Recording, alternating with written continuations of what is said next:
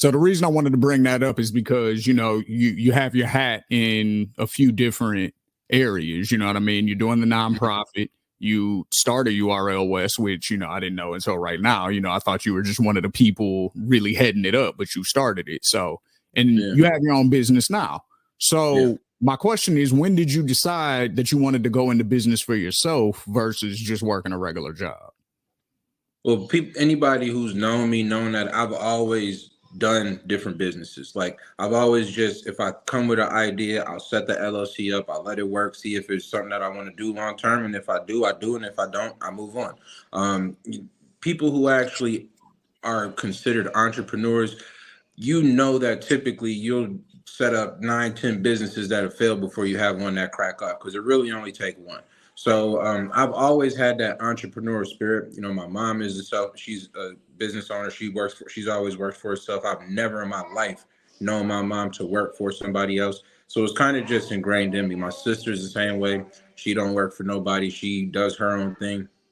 It's just kind of in the blood, you know what I'm saying? Like that entrepreneurial spirit.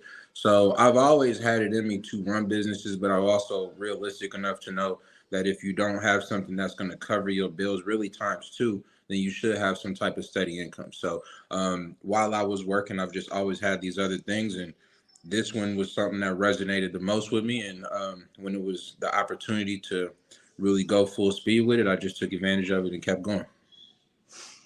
That's what's up. That's what's up. So what was the moment or, the time frame, I guess, where you felt like what you were doing was working and you knew that, okay, this is the business that seems like it can actually get to that next level?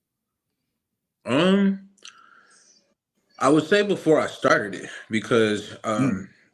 I didn't have to actually see myself do it to see the potential in it. I actually got into it because I seen the potential into it. Once again, we focus primarily on, production for videos and conferences for businesses. And, if you look around at some of these videos that some of these businesses produce, they're trash.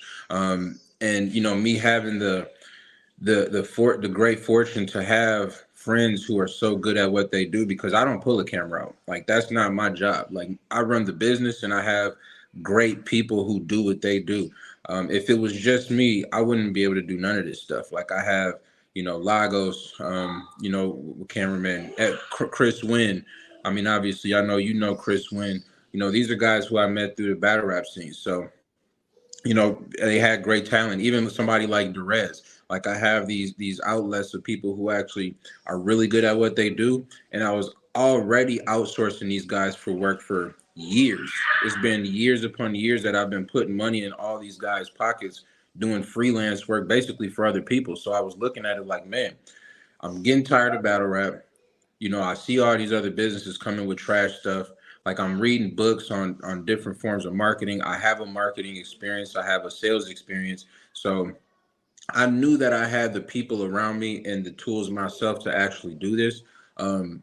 I knew it was full time to do it when I had no choice. I was laid off from my 9 to 5 job last year, job that I was working at for almost 5 years. I was, part of the tech industry doing sales for a, tech marketing company. And tech is the biggest industry that's doing layoffs. So I was a victim of that. And I had this business before then where we were doing little one-off, little knick-knack jobs. But once that layoff happened, it was kind of just a sign like, you know what?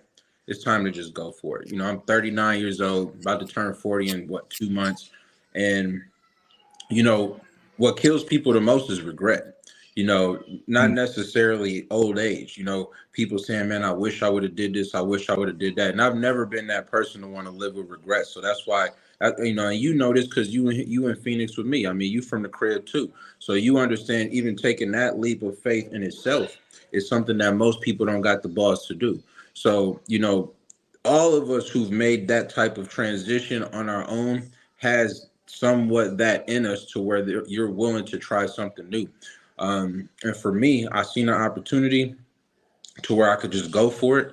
And worst case, if I needed to do something that I didn't want to do for money, I had the experience and I would do it, but I just felt like it was time. So I would say I really took it serious when I was a victim of the layoffs last year. But I've had this business for 2.5 years. We had jobs before then, but it's become a full-time thing for about a year now. That's what's up. That's what's up. I'm definitely happy that you had the wherewithal and the knowledge and the skills and the drive to make that happen after the layoff. You know what I mean? Because the layoffs have been I got laid off a few years back too, so I definitely understand how Right. that goes. Right. So speaking of these tough times, and these hard situations that we all go through, um, with every win, we have to take L's. So Absolutely. I guess in your business career, because you said you've had, multiple businesses, what's been your biggest L and how did you bounce back from it? Yo, if you like that clip, make sure you become a member today at patreon.com/ethos media network. That's where you're going to find the full length episodes of every single podcast, A Trip to Venus, Entreprenegros, OTI Open to Interpretation, of course, the bar exam, and you're going to get exclusive interviews on politics as usual over there as well. So make sure you become a member, patreon.com/ethos media network. Peace.